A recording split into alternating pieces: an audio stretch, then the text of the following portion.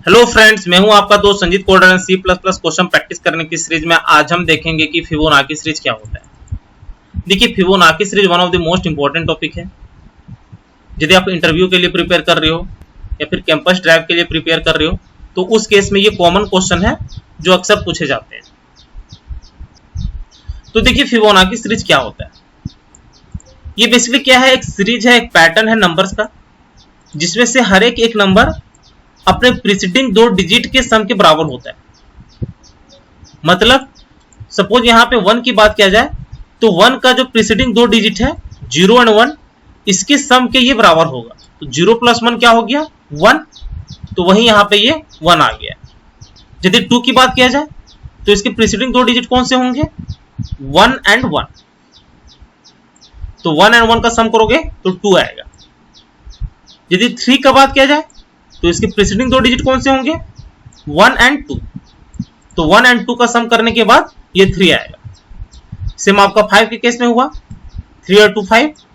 Same आपका 8 के case में हुआ, 13 के केस में हुआ, 21 के केस में हुआ, 34 के केस में हुआ और 55 के केस में हुआ, जो कि होगा 21 प्लस 34। और इसी तरह से ये चलता चला जाएगा, डिपेंड कि आप कहां तक इसे प्रिंट करवाना चाहते हो। तो ये आपका सीरीज है, लेकिन ये मत सोचना कि ये 0 से स्टार्ट हो सकता है ये 2 से भी स्टार्ट हो, लेकिन हम लोग 0 से इसलिए लेते हैं क्योंकि हम कोई भी सीरीज स्टार्ट करते हैं तो हम चाहते हैं कि वो 0 से ही स्टार्ट हो या फिर 1 से ही स्टार्ट हो।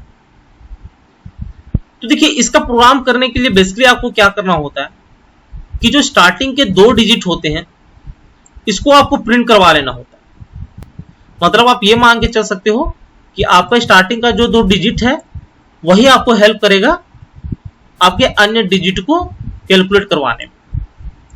तो इस केस में क्या करेंगे, हम एक वेरिएबल बनाएंगे n1, उसमें हम 0 असाइन कर लेंगे जो हमारा ये है।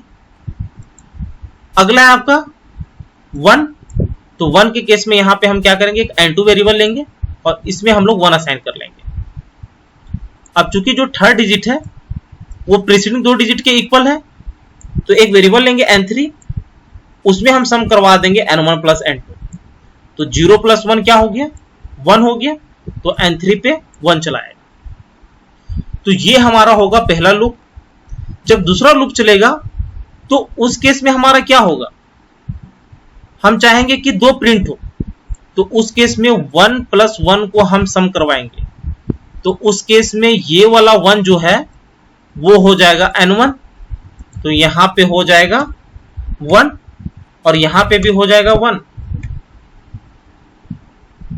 क्योंकि हमें इन दोनों को सम करवाना है। तो उस केस में ये जो 2 है वो n3 बन जाएगा, ये जो 1 है वो n2 बन जाएगा और ये जो 1 है वो n1 बन जाएगा। तो इनडायरेक्टली आपका क्या हुआ कि जो n2 का जगह था वो n1 ने ले लिया, जो n3 का जगह था वो 2 ने ले लिया, और ये दोनों का सम करवाने के बाद आपका n3 आ गया जो कि 2 है। तो यहां पे क्या आप बोल सकते हो कि n2 जो है वो n1 पे चला गया, n3 जो है वो n2 पे चला गया और यहां पे n3 जो है वो n1 प्लस n2 हो गया, जो कि यहां पे भी हमारा था। तो सेम हमें यही कॉन्सेप्ट लेने हैं प्रोग्राम को करने में।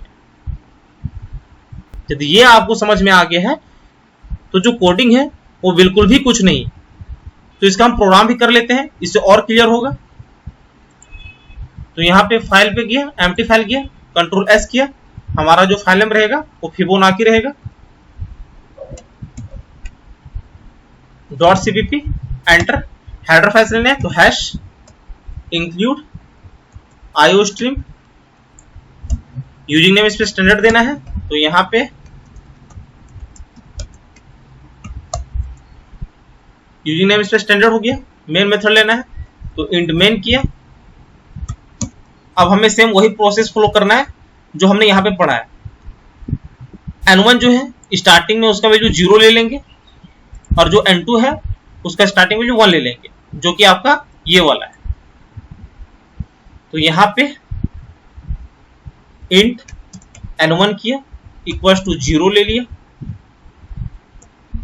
सेकेंड वाला जो हमारा वेरिएबल है वो n2 होगा, इसका इनिशियल वैल्यू 1 होगा, जो सम करवाएगा n3, इसको एज इट इज ले लेते हैं। और एक वेरिएबल हम और कर लेते हैं i, जो बेसिकली लूप के लिए काम आएगा, तो ये भी हम एज इट इज रखते हैं। अब चाहो तो ये यूजर से भी वैल्यू इनपुट करवा सकते हो। आप यूजर को एक मैसेज दे सकते हो कि वो कहां तक प्रिंट करवाना चाहता है। तो इस वीडियो में हम लोग दोनों देखने वाले हैं। तो यहां पे तो पहला जो हमारा काम होगा वो n1 और n2 को प्रिंट करवाने का होगा। तो स्टार्टिंग में हम लोग इसको प्रिंट करवा लेते हैं, सी आउट, यहां पे n1 आ जाएगा और यहां पे n2 आ जाएगा। एंटर, एक लूप चलाना है, तो for loop i equal to 1 से हमें 10 तक चलाना है। ये हम लोग हार्ड कोडेड कर रहे हैं। इसी को हम लोग यूजर के थ्रू इनपुट करवाएंगे कि वो कहां तक प्रिंट करवाना चाहता है। तो i प्लस प्लस हो गया, एंटर, कर्ली ब्रैकेट।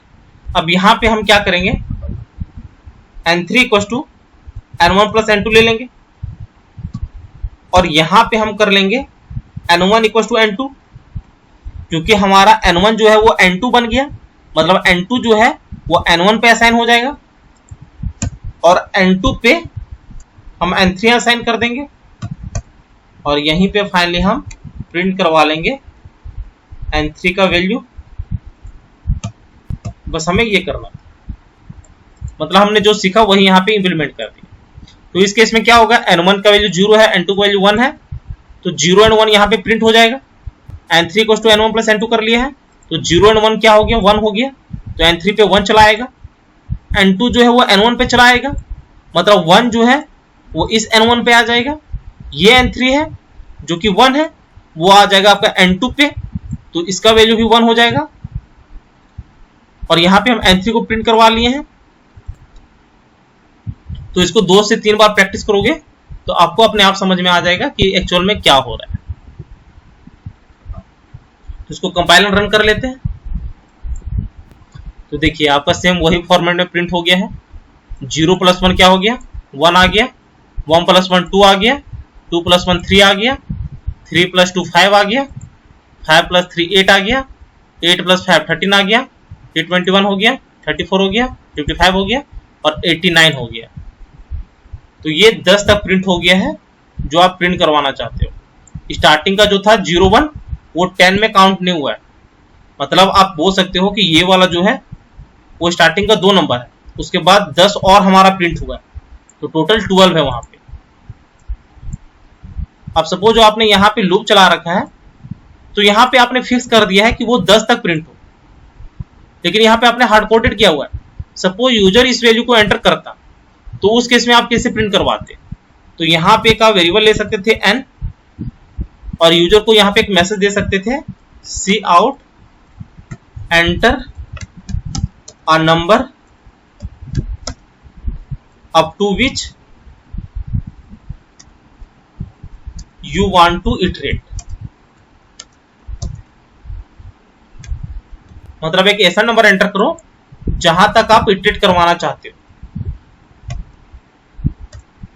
तो यहां पे यूजर एंटर करेगा सी इन पे, तो यहाँ पे n ले लेंगे और इसी n को यहाँ पे हम पास कर देंगे। तो यदि आप चाह रहे हो कि यहाँ पे ये भी 2 काउंट हो, तो उस केस में यदि आप चाह रहे हो कि हमारा जो सीरीज है वो 10 तक प्रिंट हो, तो उस केस में यहाँ पे आपको 8 लेना पड़ेगा, क्योंकि ये 2 ऑलरेडी काउंट हो गया और आपको इसको पहले लेना है। क्यों? क्योंकि आपको यहां से सीरीज स्टार्ट करना है, क्योंकि यदि ये बाद में होता तो ये तो ऑलरेडी प्रिंट हो जाता, तो फिर उस केस में सही फॉर्मेट में ये नहीं आता। तो इसलिए इसको पहले कर दिया और इसे भी आपको ले लेना है यहाँ पे। इसको सेव किया, कंपाइल रन किया, enter number up to which you want to iterate. तो सपोज हमने 8 तक प्रिंट करवाना है, क्योंकि हमारा n1 और n2 भी काउंट होगा। एंटर, तो देखिए ये टोटल 10 तक प्रिंट हुआ। क्या होगा आपका, 0 हुआ, 1 हुआ, फिर यहाँ पे 1 हुआ, फिर 2 हुआ, कितने हो गए 4, फिर 3 हो गया 5, फिर 5 हो गया 6, फिर 8 हो गया 7, फिर 13 हो गया 8, फिर 21 हो गया 9, फिर 34 हो गया 10। तो 10 तक ये फिबोनाची सीरीज आपका शो हो गया। तो इस तरह आप फिबोनाची सीरीज का प्रोग्राम कर सकते हो। तो उम्मीद है ये वीडियो आपको अच्छी लगी होगी। यदि अच्छी लगी होगी तो चैनल को शेयर और सब्सक्राइब जरूर करें। साथ ही बेल आइकन को भी प्रेस कर लेना, ताकि जैसे ही मैं एक नया वीडियो अपलोड करूं उसकी नोटिफिकेशन आपको तुरंत मिल जाए। Thank you, happy learning.